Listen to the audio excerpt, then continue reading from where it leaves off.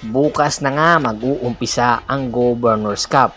Merong mga kuponan na handa na at meron din kuponan na hindi pa dahil nga meron mga iniindang injury ang karamihan sa kanilang mga players. Naglabas na nga ng final roster ang bawat kuponan.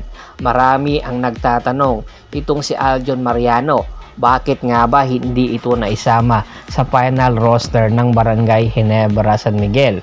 Kung matatandaan nyo, si Aljon Mariano, ilan konferensya hindi naglaro dahil nga sa meron itong iniindang injury.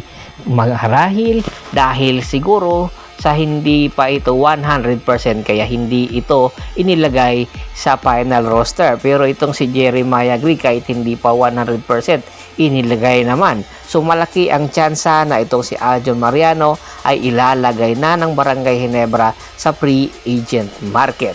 Samantala, lipat tayo sa Blackwater Bossing. Madami din ang nagtatanong bakit itong si King James Yap ay hindi rin nakasama sa final roster ng Blackwater Bossing.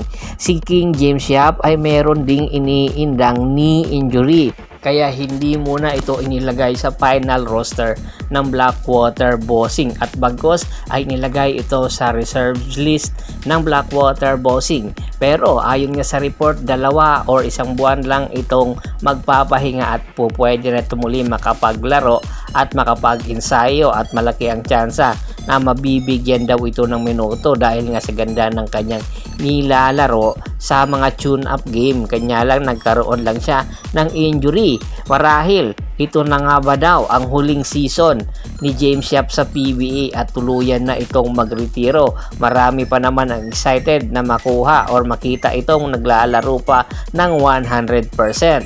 Ang sa Northport Batang Pier, 3 player nga ang hindi inilagay sa kanilang final roster. Ito ay si Paul Samar, Gio Halalon at Pranyo. Si Paul Samar ay merong iniindang injury or ECL injury. Natamo niya ito sa mga tune-up game nila kaya hindi na ito makakapaglaro ng buong taon at malaki ang posibilidad sa susunod na taon na ito. Samantalang si Pranyo naman merong hamstring injury.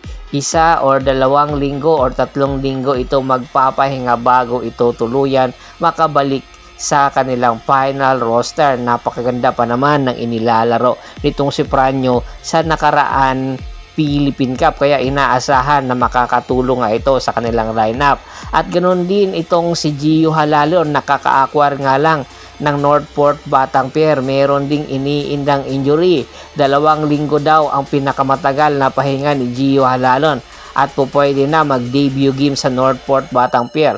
Excited na rin si Gio Halalon na maipakita ang kanyang leadership. Kailangan kasi siya ngayon ng Northport Batang Pier dahil nga sa pagkawala ng kanilang mga superstar sa Northport. Siya na ngayon ang bagong leader ng Northport, itong si Gio Halalon. Kaya expected na magpapakitang gilas nga itong si Gio Halalon sa Northport Batang Pier.